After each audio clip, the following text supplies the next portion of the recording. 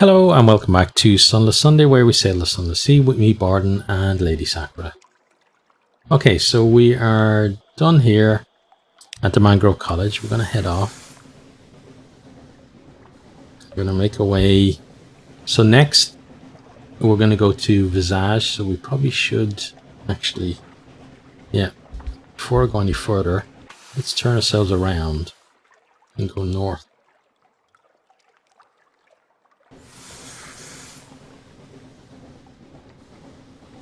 No point in skirting all the way around the south of the islands and then having to head north afterwards anyway.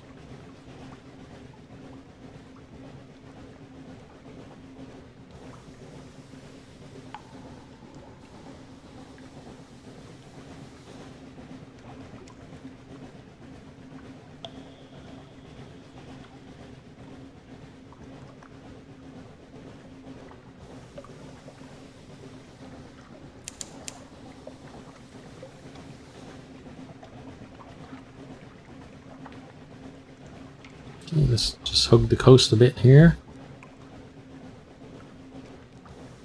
and quickly check our map.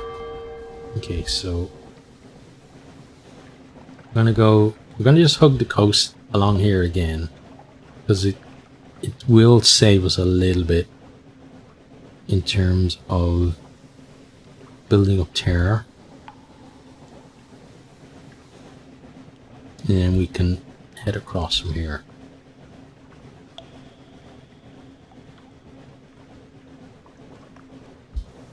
Tiglar Bay, go a little bit south as well.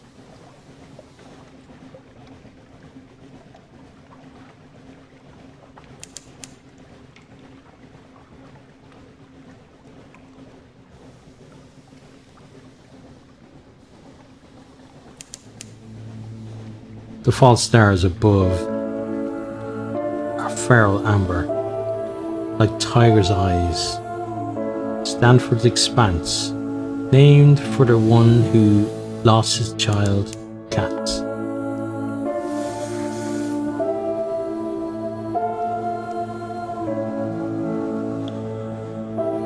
Okay, let's get in here. Right, Visage. Let's get our port report first. At least interview those who are leaving. That will have to do. The parting merchant gives you a confused account of crocodiles and honeycakes, and something about ear blockage. To this you add your own impressions about the street layout close to the port and the types of commerce here. When the lights are especially bright, it is possible to make out the details of the profile of that great stone face. Okay, and then we're going to go ashore, inward and upward. Terms: all those who enter must play their part. The sign is visible only after you've crossed the threshold. On the lower slopes, stone buildings, flat roofs, archways. In the architecture, there lingers a memory of lotus and palm frond. The hill above is a face, forever looking up at the ceiling of the Untersee. No one inhabits its cheeks of the hollow or the hollows of its eyes. Check in at the customs house. One may not wander Visage at will. Okay. A change room. All visitors must pass, one by one, through a room guarded by a person in the mask of a moonlock. Let's choose the locust mask. Moonmoth settles the locust mask over your head. The eye holes are covered with a thin gold film through which valuable objects gleam more brightly. May you find a happy harvest, says Moonmoth. Then when you have partly turned away, it double knots the ties on its perch, as so you're likely to pick its pocket. Doesn't it know you can see it? Okay, let's visit the Library of Parts. So called because all the books are fragmentary, perhaps. Stoop at the lintel, enter the dark, a room of heavy stone guarded by a golden statuette of a woman with outstretched arms. The scroll niches, sorted to correspond to a variety of masks, the jackal and the lioness, the crocodile and dung beetle. A woman in the mask of a lotus blossom is standing at a lectern, reading in silence.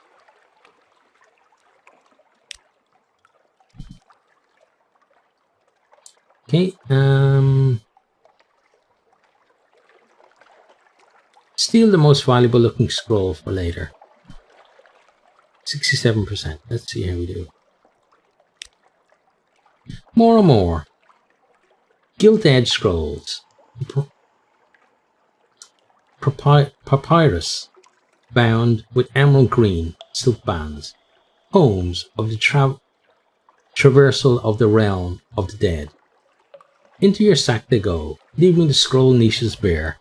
Moonmoth does not see what you do. The carapace of your costume hides everything. Okay, good. Let's end a performance and leave the island. We don't want to trade with Moonmoth this time. A shame about the moth. You say farewell to the Moonmoth.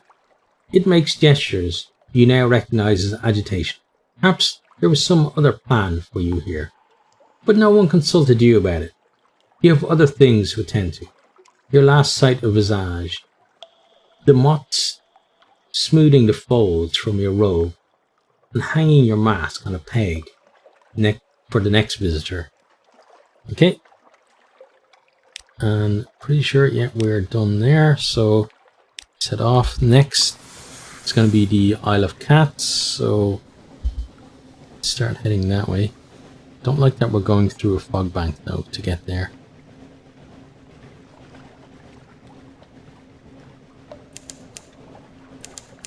Azalea raises her head, sniffs sharply, blood on the wind. We've entered the fog bank. Our gunners struggle to see our foe. Certainly do.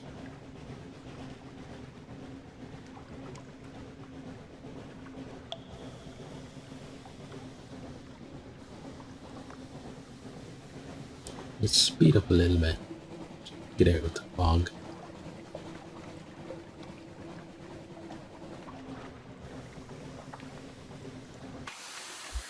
Okay, and luckily we avoided taking on one extra thing there. Terror. Okay, compile a port report. Though the Isle seems at present beyond the reach of the Admiralty's laws, that does not mean the Admiralty lacks interest in their activities. Roses and Kings, you spend half a day observing the docks and note an astonishing number and variety of ships. Was that a Khanate trimaran nestled beside a vessel from the Iron Republic? The dockhands complain loudly that they have never been busier. The caddies talk ceaselessly and carelessly about smuggling and piracy. But even the most hardened sailors lower their voices when they mention the king. They go even quieter when they talk about the Rose Guard. You make careful notes. Perhaps the Admiralty will understand what they mean, even if you don't. Okay, so let's check the shops. Too expensive, I think. And then we got here a bit too quick, so we don't have something awaits. Right, well, we're going to leave and head over towards Rosegate. Hey there, Mr. Brown Shark. Let's get up to Rosegate. Probably going to speed up a bit as well.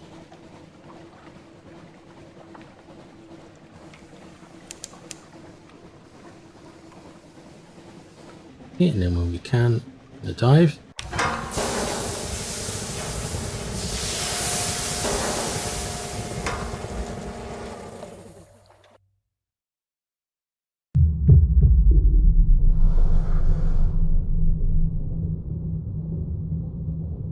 No crazy underwater giant spiders, please.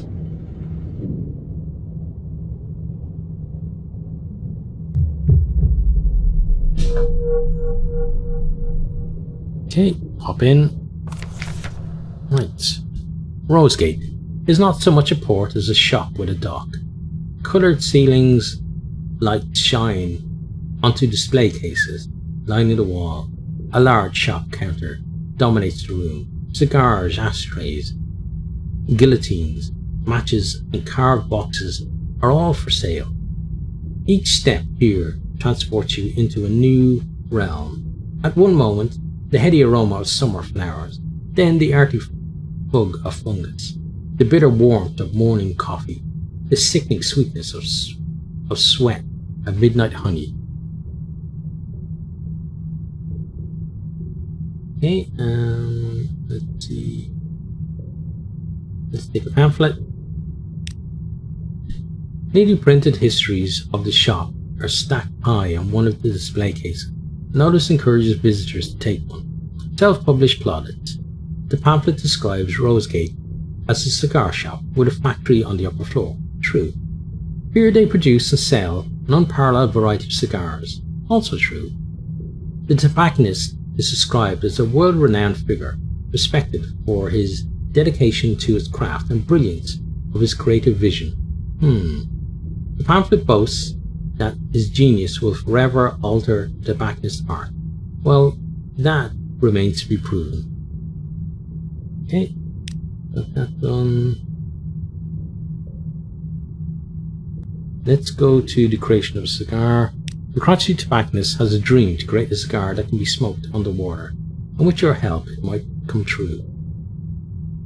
Bitter, luscious, robust, 3 flavors, and we'll have the cigar.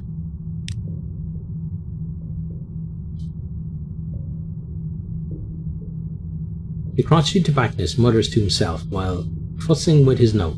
Occasionally he glances over his shoulder. In the stairs running up one side of his shop, they ascend to a room marked workshop, extracting the robust flavour. Delicate workshop tools won't do for a flavour like this, the crotchety tobacconist said. I need to make some new ones. Can you bring me some particularly strong materials? So what would you actually need? 2 ambiguous ela. We need 2. Okay. So the next time I get one of those, I'm just going to keep it for him. Right. Fuel is a bit expensive there. We sell a hunter's eye. See, I don't know what I need it for. This is the problem. So we're just going to keep that. Right, so we can leave there.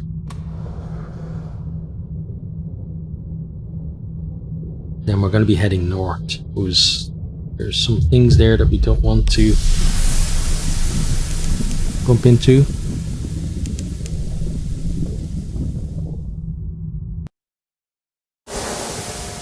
Right, so we set off.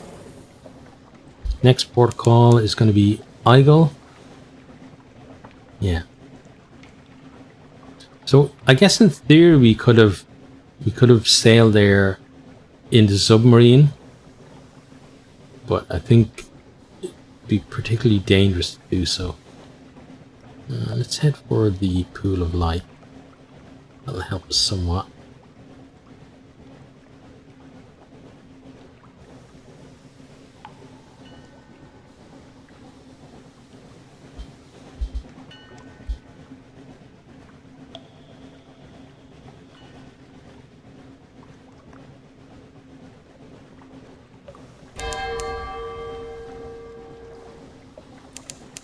Blue lightning crawls leisurely up the funnel. St. Erasmus dancing, the cry goes up.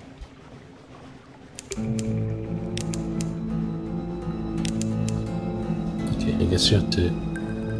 I think we need to be on the east side, right? Before we can dive, so... somewhere around here? No.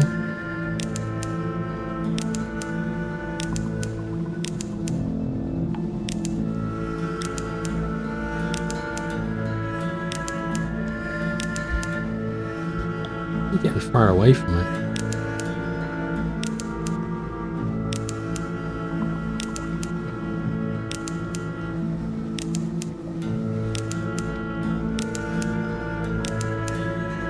What the? Okay, maybe we need to be on the north side.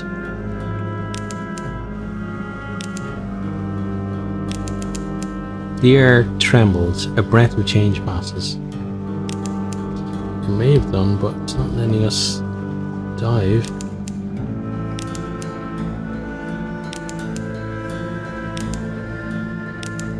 Let's try maybe getting a little bit closer. No. Okay, so let's try this side.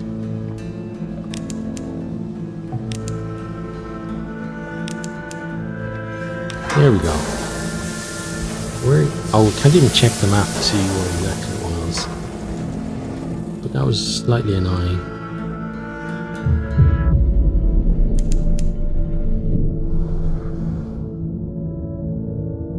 We're gonna get ourselves in here anyway. Okay, pop in there. I go.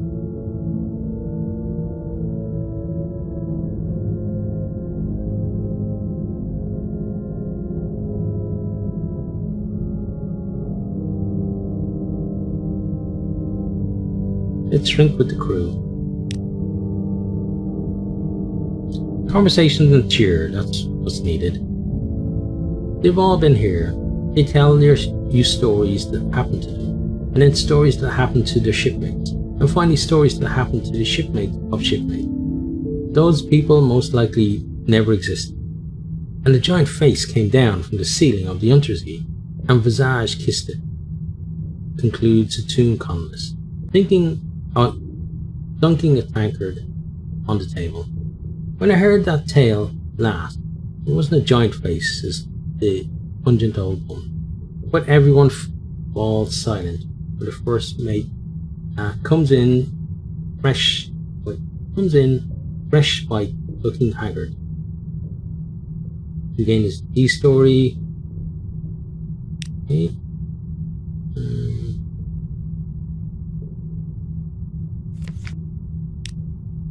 I guess we consume 10 needles of Fortis.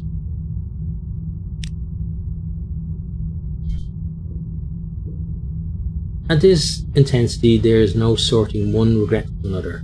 They pierce your skin and blend into your misunderstandings, injustices, accidents, betrayals, sudden death, and lingering death, and the consuming fear of death that eats up happiness in advance.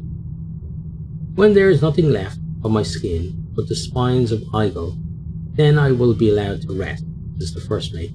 Till then, if I cannot alleviate these sorrows, I must at least bear with. Okay. Let's ask the first mate about Captain. The station is pinned to the surface of Igel. Once it was a roving vessel, the Fortis kept, and floated freely from place to place. Now it is stuck on spines of Lucra. Ask in our hearing, and we too will answer. You are not so indifferent to his suffering after all. The first mate scrubs wet eyes, trying to compose himself. Finally, Captain was hurt when the kettle went aground and kept him from the brink of death. Captain is still capable of laughter. It seems every time I return to him, his wound has reopened. The spines in the first mate's flesh are a lance in the captain as well. If there was anything I could do, the first mate would give up anything for captain except us. Okay.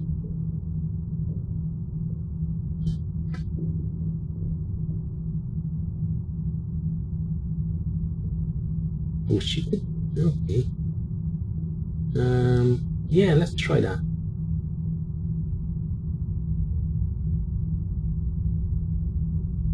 So have the cloudy air remove the first mate's unhealthy need for Igel. Crossed arms. Cloudy air takes the first mate aside. She is brisk. Visiting the sorrows of Igel is an adult. Captain is freshly wounded whenever the first mate embraces a new sorrow. Can they not see this? Do they not understand? While she speaks, she is sharpening a blade. The first mate watches, but does not forbid her the operation. Afterwards, both Captain and First Mate keep to their beds, recovering from their assorted wound, but they do recover.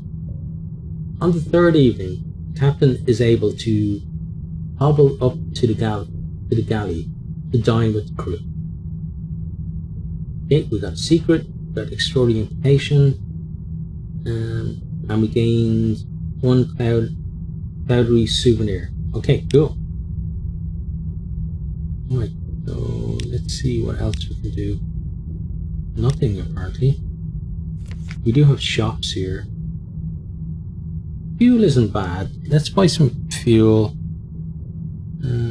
Yeah, we're gonna buy 10 fuel and 10 supplies.